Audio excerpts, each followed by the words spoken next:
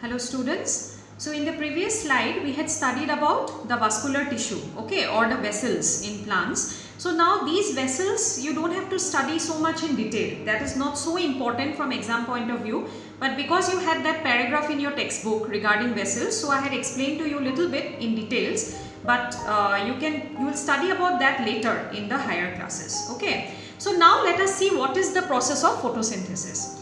The leaves have a green pigment called chlorophyll. Now if you remember, why do the plant appear green? The plant appear green because it has a green pigment called chlorophyll. If you remember in the previous slide you had seen chloroplast, right?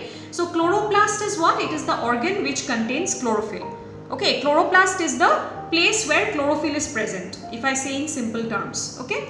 So now this chlorophyll, how does it help? It helps the leaves to trap the energy of the sunlight, okay. So you know the leaves are what? These are quite broad compared to the stem. So easily, now chlorophyll is present in stem also. If you see the whole plant, if you talk about a small plant, okay, some plants you will see the stem is also green. In some plants it is brown, of course, but in some plants the stem is also green.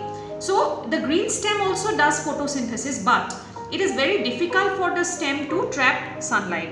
It is easier for the leaf to trap the energy of the sun or the sunlight because the leaves are broad, okay, they are broad in surface area. So it is easier for them to trap or hold the energy of the sunlight.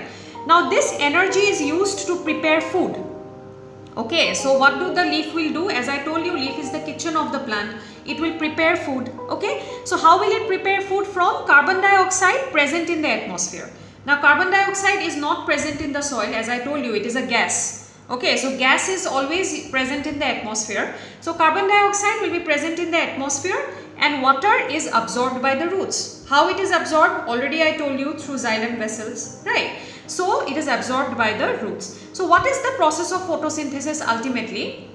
That means with the help of a green pigment called chlorophyll, with the help of sunlight, with the help of carbon dioxide present in the atmosphere and with the help of water which is absorbed by the roots, the plants will synthesize food.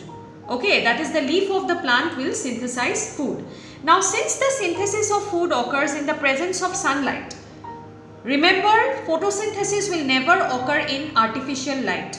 Okay, when it is photosynthesis, it always has to occur in the presence of sunlight. Okay, that is why it is called photosynthesis. As I told you, you can divide the word into two parts. Photo means light, synthesis means to combine or to make. Okay, photo means light, synthesis means to combine or to make.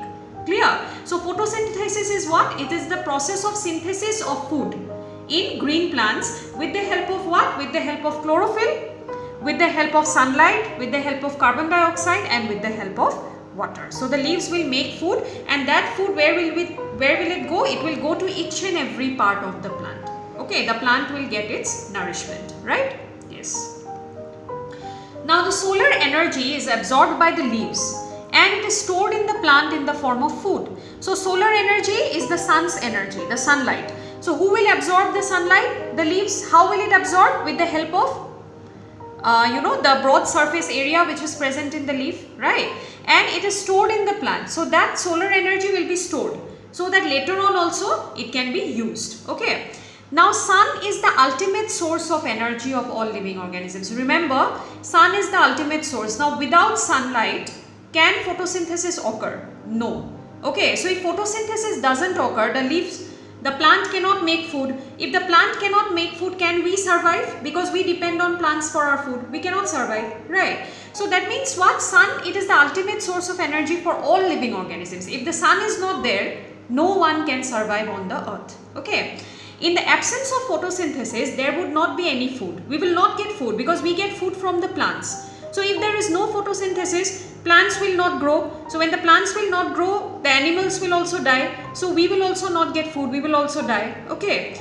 The survival of almost all living organisms directly or indirectly depends upon the food made by plants.